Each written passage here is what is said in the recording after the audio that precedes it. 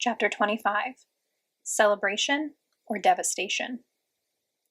Mr. Daniels is wearing a tie with little trophies on it. Also, he has a goofy smile on his face, even goofier than most days.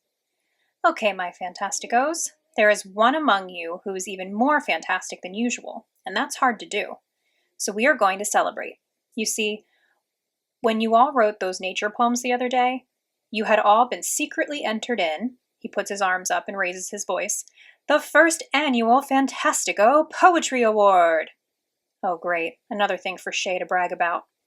I look over at Albert and hope he will win instead. He's hoping too. I can tell by how he pulls his chair in more, like he's getting ready. I think that Suki has a good shot as well.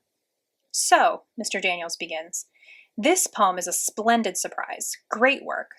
And I am very happy to give the first annual Fantastico Poetry Award to... I watch Shay out of the corner of my eye. If she wins, we'll never hear the end of it. What she does doesn't make sense. She shows surprise, but it's followed by disgust. Mr. Daniels' hand on my shoulder makes me jump. Congratulations, Allie, Mr. Daniels says. This can't be. It's too early for April Fool's Day. I look over at Albert and Keisha, wondering if they put a poem in with my name. Mr. Daniels takes a step back and says, Come on, come claim your prize. Prize? I swallow hard. Mr. Daniels stands at the front of the room, waving me up. Well, what are you waiting for? I stand and walk toward him like the floor will swallow me up. I turn toward the class and he puts his hand on my shoulder. He holds the poem in his hand. I look and see it is actually mine. Maybe I was just having a good day. I mean, it's about time I have a good day for once, right? Happiness seeps in. Have I really won an award? The thought of that would have been something for my sketchbook of impossible things before now. Me. So, Allie is our first poetry winner for her piece entitled, Rain, Rain. He turns to me. Do you want to read it, or shall I? The paper crinkles in my hand. I'll read it, I say, happy that I have it memorized. Rain, rain, falling down, down, down on the ground. All the birds go in the trees. They don't like the rain, you see. It doesn't take long to say, but it took me a long time to write. But now it's all worth it. There is silence until Mr. Daniels motions to everyone to applaud. Albert and Keisha clap loudest. Mr. Daniels motions again, and the applause gets louder. Oliver slaps his desk until Mr. Daniels, pulling on his ear, calms him down. Looking out over the class, I remember some of the other poems I heard people working on. Really good poems. And then the whole thing hits me. I finally get it. Mr. Daniels holds out a certificate with fancy letters and swirls around the edges. He also holds a coupon for a free ice cream in the cafeteria, and I think how happy Albert would be if I gave that to him. But I can't reach out and take them. I look up into his face. He smiles and then he winks. I look out over my classmates, who have stopped clapping. Shay has pressed her mouth into a flat line. Most glance at each other with knowing looks. They all know, but figure I don't. This isn't a poetry award. This is a pity award. I look up at Mr. Daniels, who gives me a serious nod as if to say, go ahead and take it. They don't know. Getting an award for not being smart enough to deserve it is the worst feeling I've ever felt. Like getting this certificate is going to make me pat myself on the back and somehow transform into a different person. I swear that I'll never accept an award that I don't deserve. Never. Keisha calls my name as I run from the room. Chapter 26. Stalling. I run into the bathroom and hide in the stall at the end. I stand, pressing myself up against the wall, embarrassed and humiliated and never wanting to go back. The door opens and someone comes in. You okay? Keisha asks. No, I'm not. You won an award. Who in the world runs from an award? I'd think you'd be happy. I didn't win for real. What are you talking about? She asks. Of course you did. I was there. No, trust me, I didn't. He's just trying to be nice. Why don't you come out of there? You don't understand. Just go away. You're right, Allie. I don't understand. I don't know why you're mad about an award. I feel so much worse than just mad. Look, I say, when you get on your bike, don't you expect it to hold you up? not fall apart when you pedal. Yeah, so what? Imagine if every single time you got on your bike, you had to worry that the wheels would come off, and every time you ride, they do. But you still have to ride, every day. And then you have to watch everyone watch you as the bike goes into pieces underneath you, with everyone thinking that it's your fault and you're the worst bike rider in the world. Why in the world are you talking about bikes and wheels coming off? My brain, I say, leaning my forehead against the cold wall. My brain will never do what I want it to do. Come on, it's not like your brain is broken. So you're not the best speller, so what? Your brain seems fine to me. You don't understand what it's like to be different than everyone else. Wait, have you noticed how different I look than everyone else in our class? It's not the same. Look, you're my friend, the best friend I have here. If you want to say things like that and make it hard to be your friend, then, well, I'll just wait for you to come to your senses. Oh. You're talking like a fool, saying I don't understand what it's like to be different. But the thing is, I'm only different to the people who see with the wrong eyes, and I don't care what people like that think. I laugh a little. Albert says that the problem is that white people don't have enough melanin. He says that's the thing that makes human skin darker. Well, that boy is bonkers, but he is a smart one. She sounds happy. Now, come on out. I lean against the wall for a minute more because it's easier to say my next thing without seeing anyone.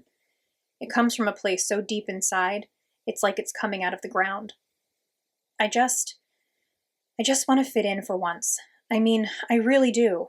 Just to be the same as everyone else. Keisha doesn't answer for a while. Look, you don't fit in. I don't fit in. Albert doesn't fit in either. Who says who fits in anyway? People like Shay? That girl is just mean. Who cares what she thinks? The stall door is still closed, but I smile as I imagine Keisha's expression. I'm lucky to have her. Come on, Allie. Who wants to fit in with people like Shay and her worse-than-awful friends? Thankfully, we'll never fit in with people like that. Keisha laughs again. One thing's for sure. We're not going to fit in, but we're going to stand out. All three of us. You wait and see. You're going to be a famous artist, and Albert is going to cure cancer or invent talking fish or something. Talking fish? What would they say? Please don't fry me? I push the door open and her face is just like I imagined. And you're going to have a big baking business, right?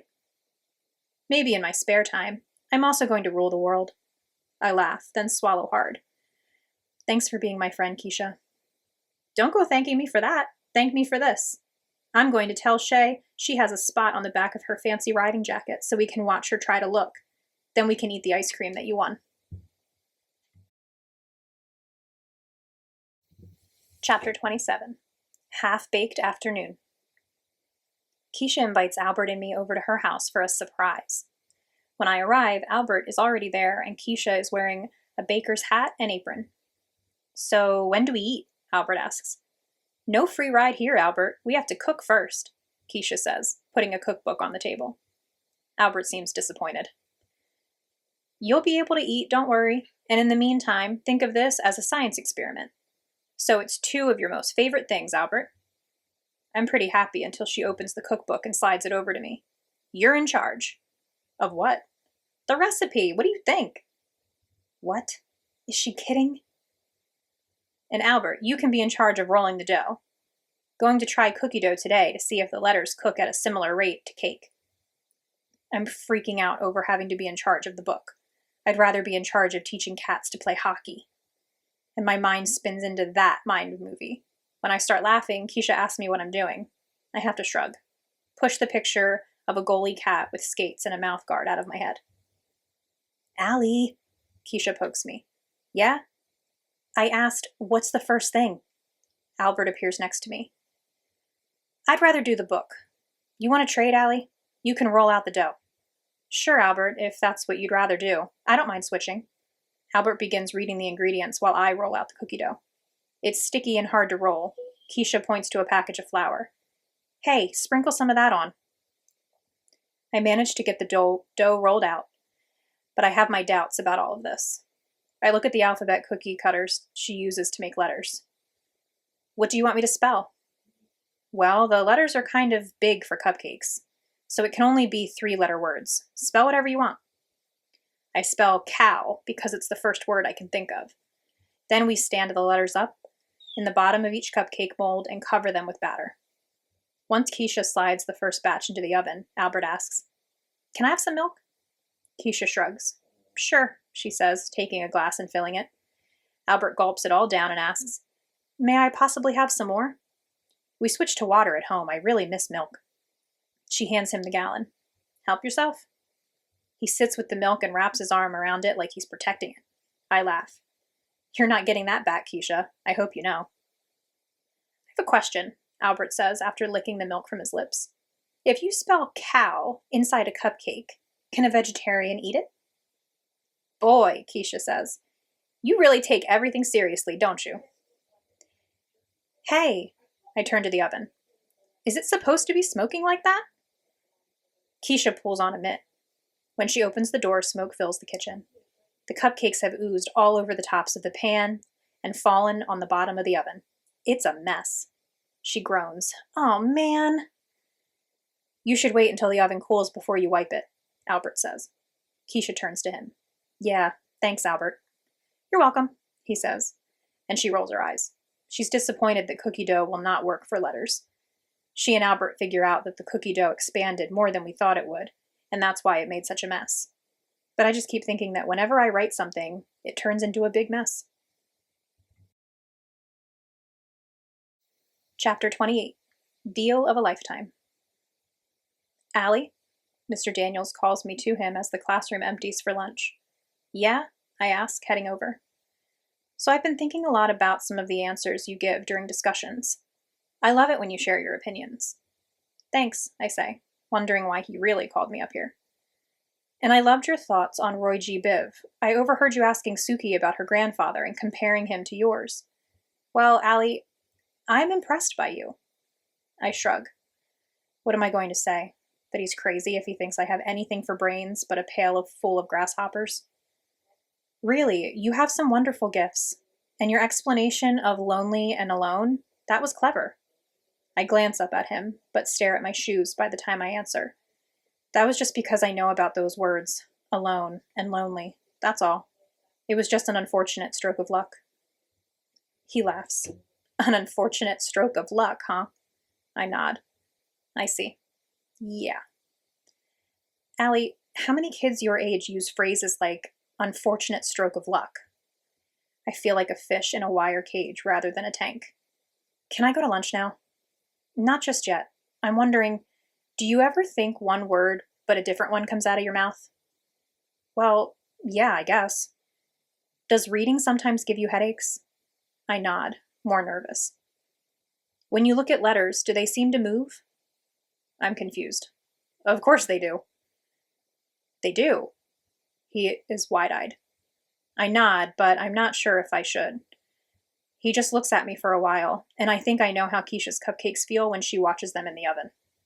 "One more question," he says. I shift my weight. "Have you ever heard of a game called chess?" "Yeah," I say, happier. "It's from Alice in Wonderland, Through the Looking Glass. My grandpa read it to me a gazillion times. It's the game that uses a checkerboard and the castle pieces, right?" He brightens. "Yeah, that's the one. Do you know how to play?" I shake my head. "Do you want to learn?"